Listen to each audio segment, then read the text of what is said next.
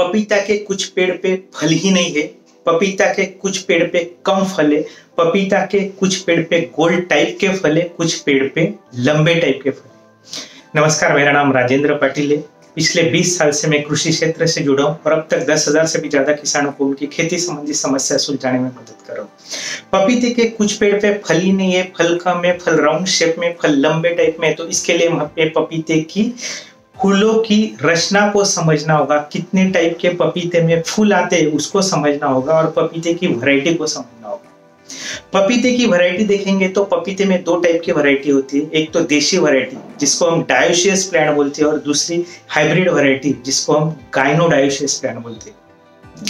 जो देशी वैरायटी है उसमें 2 टाइप के फूल रहते हैं, एक तो मेल टाइप का फूल रहता है और एक फीमेल टाइप का फूल रहता है। मेल टाइप का जो फूल रहता है पपीते के पेड़ पे, तो मेल टाइप का फूल जहाँ पे होता है वहां पे उस पपीते पे फल लगता नहीं। जहाँ पे फीमेल टाइप का फूल रहता है वहां पे पपीते के पेड़ पे राउंड शेप का फल लगता है। दूसरा जो हाइब्रिड है, मार्केट में जो भी पपीता आज की तारीख में बिक रहा है वो सब हाइब्रिड पपीता बिक रहा है और उसमें से मेजर जो रोल है, ज्यादा से ज्यादा पपीता जो बिक रहा है वो 786 बिक रहा है। और जो हाइब्रिड पपीता बिक रहा है 786 बिक रहा है, या कोई भी ग्रीन बेरी पकड़ लो, आइसबेरी पकड़ लो, सनबेरी पकड़ लो, कोई भी हाइब्रिड पपीता आप देखेंगे तो उसमें 2 टाइप के फूल आते हैं। एक तो फीमेल टाइप का फूल आता है और दूसरा हर्मोफ्रोडाइट टाइप का फूल आता है। फीमेल टाइप का फूल जिस पपीता के पेड़ पे आता है उस पपीते के पेड़ पे राउंड शेप के फल आते हैं और जिस पपीते के पेड़ में हर्मोफ्रोडाइट टाइप के फूल आते हैं उस टाइप के पपीते के पेड़ में लंबे टाइप के फल आते हैं। पपीते के पेड़ पे फूल कम है, फल कम है, फल कम है, तो ऐसी 90% शिकायत सिर्फ हर्मोफ्रोडाइट फूल जिस पपीता के पेड़ पे उसी पपीते के पेड़ में ऐसी समस्या दिखाई देंगी और हाइब्रिड में ही ये समस्या दिखाई देंगी।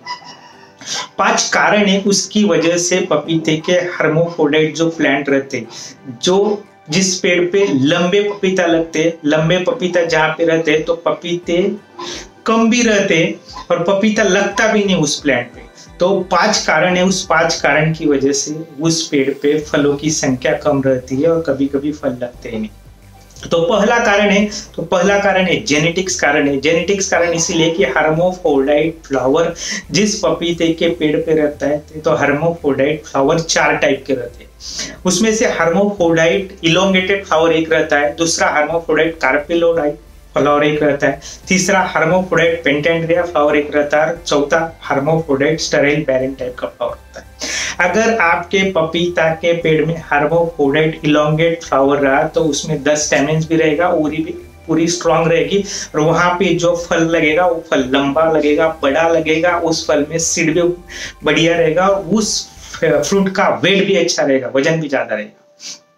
इसलिए जेनेटिक एक मेन कारण है। सेकंड जो कारण है टेम्परेचर की वजह से। टेम्परेचर, अगर ठंड रही तो ठंड जब रहती है तो ठंड में जो हर्मोफ्रोडाइट इलोंगेटेड फ्लावर है उसमें जो 10 स्टेमेंस रहता है वो 10 स्टेमेंस में से कुछ स्टेमेंस ओरी को चिपक जाते और स्टेमेंस ओरी को चिपक जाने की वजह से जो फ्रूट तैयार होते वो फ्रूट कैटफेस, डिफॉर्म और कार्पिलोडाइट टाइप के फूल तैयार होते। सेकंड, जो अगर टेम्परेचर आपका ज्यादा रहा, ज्यादा टेम्परेचर में जो हर्मोफ्रोडाइट स्टेराइल फ्लावर रहता है तो वहां पे जो ओरी है वो ओरी अनइवन शेप में रहती है। स्टेमेंस तो 10 आ जाएंगे लेकिन जो ओरी है वो अनइवन रहेगी, फीमेल पार्ट जो रहेगा। हर्मोफ्रोडाइट फ्लावर यानी एक ही फूल में नर का भी पार्ट रहेगा और फीमेल का भी पार्ट रहेगा। मेल फ्लावर में सिर्फ फूल में मेल का ही पार्ट रहेगा, मेल का ही ऑर्गन रहेगा। फीमेल फ्लावर में सिर्फ फीमेल का ऑर्गन रहेगा। हर्मोफ्रोडाइट प्लांट में ऐसा जो फूल है, हर्मोफ्रोडाइट फ्लावर का जो फूल है उसमें मेल ऑर्गन भी रहेगा और फीमेल ऑर्गन भी रहेगा। जब टेम्परेचर आपका ज्यादा रहता है तो जो हर्मोफ्रोडाइट इलोंगेटेड फ्लावर है उसमें जो स्टेमेंस है, 10 स्टेमेंस होना जरूरी है, उसमें से जो कुछ स्टेमेंस है, स्टेमेंस तो ठीक रहेगा लेकिन जो ओरी एबनॉर्मल रहेगी। इसकी वजह से वहां पे सेटिंग में दिक्कत आती है। ओके, थर्ड जो आती ठंडी। ठंडी में अगर रात का temperature 12 degree Celsius 12 degree Celsius से नीचे जाता है तो जो स्टैमेंस रहते 10 स्टैमेंस होना जरूरी है, 10 स्टैमेंस और अच्छी ओवरी होना जरूरी है पॉलिनेशन के लिए, अच्छे फुल सेटिंग के लिए। वो जो स्टैमेंस रहते वो स्टैमेंस स्टराइल हो जाते हैं। मेल पार्टी स्टराइल हो गया तो पॉलिनेशन होगा नहीं और वहां पे सेटिंग होगी नहीं, वहां पे फलिंग लगेगा। ओके, ये रहा टेम्परेचर की वजह से। थर्ड जो रहता है ज्यादा पानी। कभी कभी क्या होता है ज्यादा पानी हो जाता है, ज्यादा पानी होने की वजह से जो हर्माफ्रोडाइट फ्लावर में जो स्टैमेंस रहता है, स्टैमेंस ओरी को चिपक जाते हैं। ओरी को चिपक जाने की वजह से फूल जो फल जो तैयार होगा वो एबनॉर्मल होगा, कैटफेस्ट होगा और कभी कभी वहां पे फल लगेगा ही नहीं। चौथा जो पॉइंट है सूखा। जब सूखा पड़ता है, सूखे पड़ने की वजह से जो स्टैमेंस है, स्टैमेंस तो ठीक रहेगा लेकिन जो ओवरी है, 10 स्टैमेंस ठीक रहेगा लेकिन वो ओवरी है, वो ओवरी एबॉल्ट रहेगी, अननॉर्मल शेप में रहेगी। इसलिए वहां पे जो भी फूल रहेगा, फूल की सेटिंग अच्छी नहीं होगी। पांचवा जो पॉइंट है, अगर आपका फर्टिगेशन प्रॉपर नहीं है, आपका नाइट्रोजनस फर्टिलाइजर का बैलेंस बिगड़ गया है, नाइट्रोजन फर्टिलाइजर एक्सेस हो रहा है, तो वहां पे जो 10 स्टैमेंस है वो 10 स्टैमेंस ओरी से चिपक जाएंगे और चिपकने की वजह से वहां पे भी एबनॉर्मल फल तैयार होगा और कभी कभी वहां पे फल भी सेट नहीं होगा। इस तरह के 5 कारण है। इस 5 कारण की वजह से पपीता के पेड़ में कभी कभी फल नहीं लगता, फल लगता है तो कम लगता है और सेटिंग प्रॉपर नहीं होती।